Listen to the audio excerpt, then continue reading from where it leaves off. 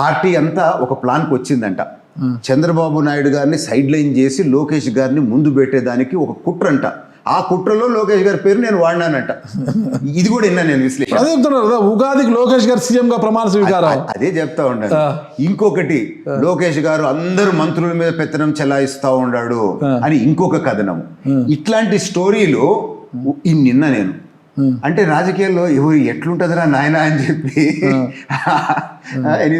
ఇట్లుంటుందండి పరిస్థితి. సో అందుకని అందరూ రకరకాల మాటలు మాట్లాడతారు, రకరకాల కథలు చెప్తారు.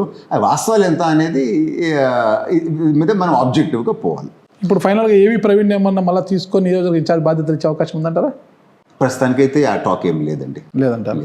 ఇకపోతే జోన్ 4 అన్నమయ్య జిల్లా రాజంపేటలో కూడా అట్లాగే ఉండే జగన్మోహన్ రాజు గారు ఇన్ఛార్జ్గా ఇచ్చినా కూడా ఆడ కూడా అట్లే కుమ్మలాట్లు ఉన్నాయి. బచ్చాల చెంగలరాయుడు గారు ఒక పక్క బయట ఉన్నారు. ఆయన జగన్మోహన్ రాజు గారు ముందుక వెనుక అని ఆడుతున్నారు. ఏంటి అర్థం కావడం? జగన్మోహన్ రాజు గారు నేను కూడా మాట్లాడినాను. అంతా బాగా జరుగుతూ ఉంది. ఒక 2-3 మంత్స్లో అన్నీ సర్దుకుంటాయి. We will go forward in a strong manner. రేపు రాబోయే లోకల్ బాడీస్లో మంచి రిజల్ట్ చూపిస్తామని కూడా ఒక ధైర్యంగా వారు ఉండారు. ఇంకేమన్నా అసిస్టెన్స్ గైడెన్స్ పార్టీ తరఫున కావాలా అనే పరిస్థితి మాకు అనిపిస్తే నేను పర్సనల్గా చూసి I will also support him.